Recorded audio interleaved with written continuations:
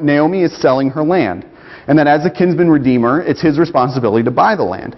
Now, at first the guy's okay with this because he is acquiring more land. And again, land at this time, population is growing, the land staying the same size.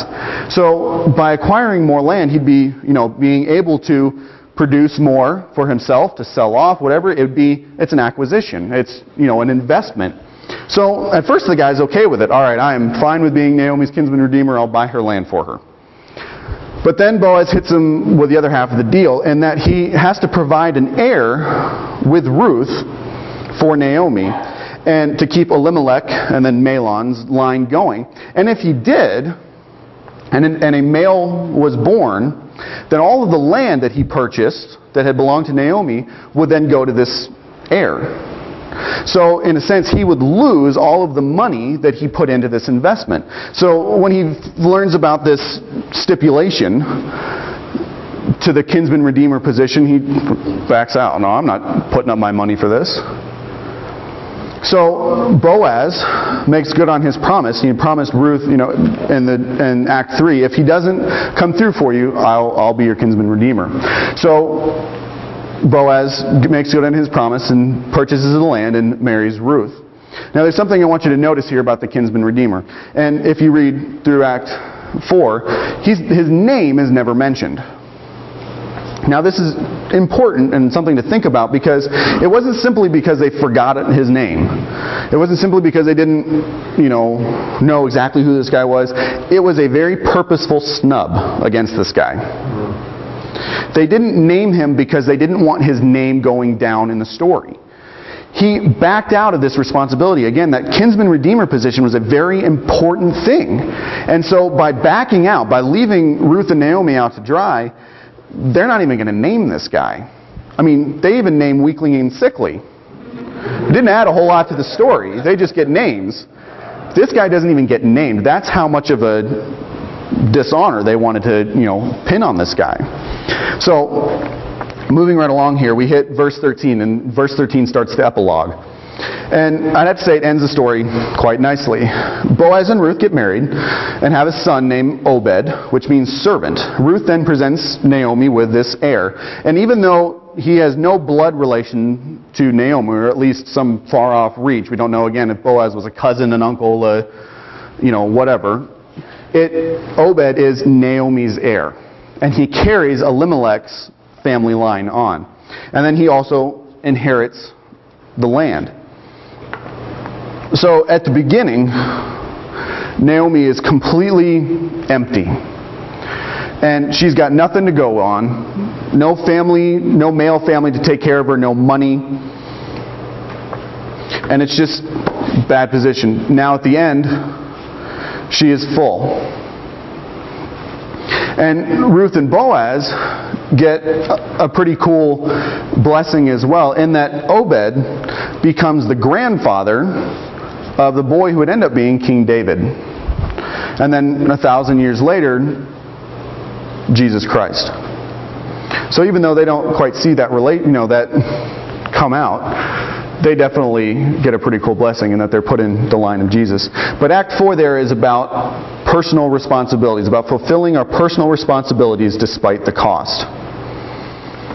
Because again, we see this Naomi filling her responsibility to get herself, well, it's not so much a responsibility as a need, to get herself taken care of.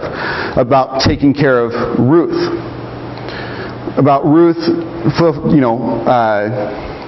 taking care of her mother-in-law, even though she knows it's putting herself in a pretty bad position, going to a foreign land with no money, no way of surviving. About Boaz taking the risk, the extreme risk, and it ends up even coming out, and pouring his money, because again, land was expensive, pouring his money into buying land for a relative. So it's a pretty big thing. So that ends the book of Ruth. That is our full summary. Now, I'm not done yet, so don't get up. The question, though, that I want to ask you is, looking through the story and the characters that we have here, who do you, in your life right now, who do you most look like? I mean, Ruth is the main character of the story, but there are so many other characters in here that are very on display for us and who they are. And so let's just kind of walk through these different characters. The first one we have is Elimelech, who, again, is that walking contradiction. His name means "my God is king," yet he has no problem walking away from his king. No problem leaving the land of Israel to serve his own needs and to ignore the king's commands. Another example, he shows up to church. He makes the claim, "I'm a Christian, I go to church, I do what's right, I'm doing whatever," but has no real intention of following God. His name, his life is just for show. There's nothing behind it. There's nothing real. Then we have Naomi, who is emptied and bitter. Maybe she was dragged away from God because of her husband. Maybe she went willingly, but either way, she became emptied because of sin. Again, maybe you started out in the church and left. Maybe you were never in the church.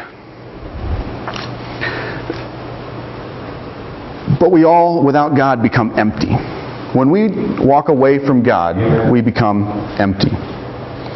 And very often bitter. Next we have Ruth, the devoted follower of God, but an enigma to others. She was a Moabite, someone who grew up in the land of God. Someone who grew up in a land that God called the wash pot. Not the best place to be living. Again, these people, the Moabites, were very looked down upon by the Israelites. They had particularly nasty rituals when it came to their gods. One of the foremost was child sacrifice. And infant sacrifice was very, very common. But one way or the other, she turned her back on that sinful way of life and devoted herself to God. So much so that throughout the book of Ruth, her character is never called into question. In fact, time after time, it's mentioned how the whole community knows that her character is without question. She is fully devoted to serving her mother-in-law, but more importantly, to serving God and the laws that He has put down. Next, we have the unnamed redeemer, kinsman redeemer, and really the coward. And I've really tried to think of a better way to put that in your notes, and so you can remember it more. But honestly, there's no other way that I could find that described him best. At first, he was willing to do what was required of him. He shows up, makes his claim, "I'm going to do what's required of me," and then he finds out that it might actually cost him something. That is not for himself. He's not getting anything out of his service, and immediately backs out. "Oh, you want me to give him myself?" No, no, no. That's for somebody else. Let somebody else do it.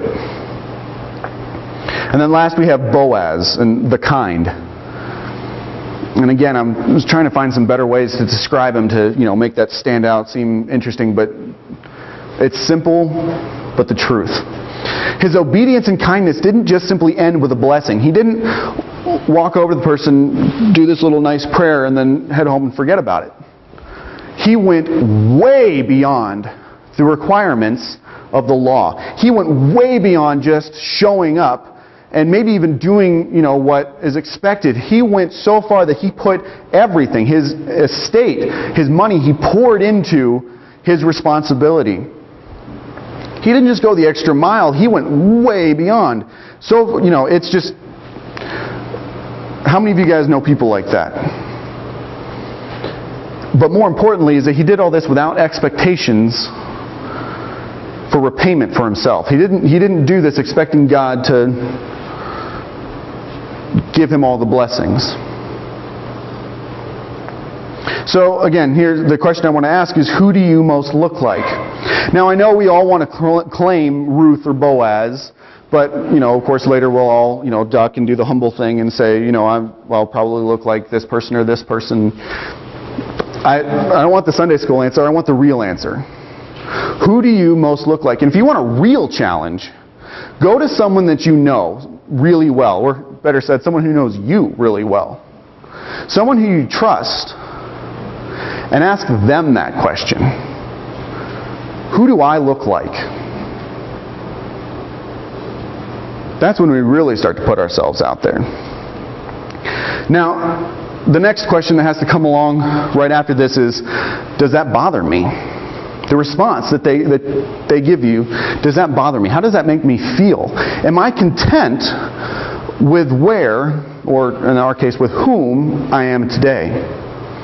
Now, if you're like Naomi, if you're empty and bitter and wondering what God's doing, and you feel left alone, then I want you to know that we have a kinsman redeemer. His name is Jesus. And He's already paid your debt. Now, this debt isn't about money, it's in blood.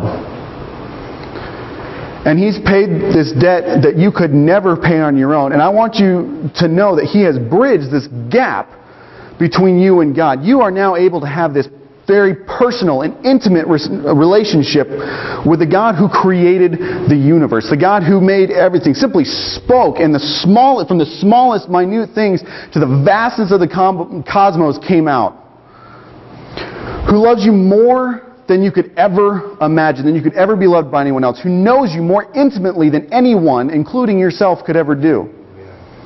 And He wants that relationship with you. He wants you to simply know Him.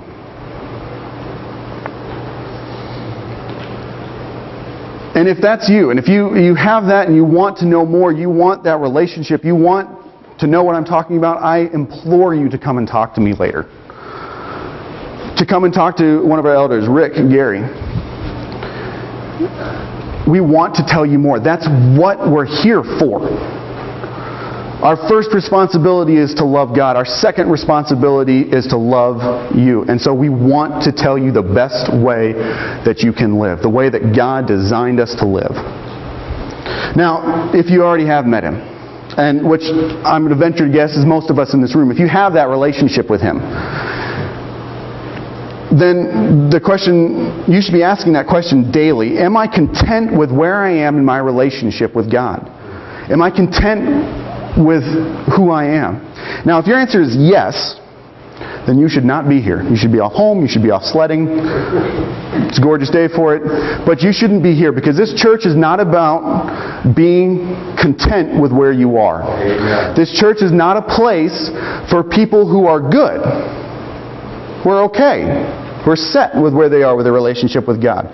This church is a place for people who want to go further, who want to get closer and closer to God. One of my favorite verses, John 14:23, tells us that the way to know God more is to obey His Word. Not because we're supposed to, not because the pastor up front said to do so, not because mom and dad have always done it. It's because we love Him. The verse says, if you love me, this is Jesus talking, you will obey my commands. And the Father will reveal Himself to you. It's an ongoing process. It doesn't end until we die or Jesus comes back. You can never know God enough.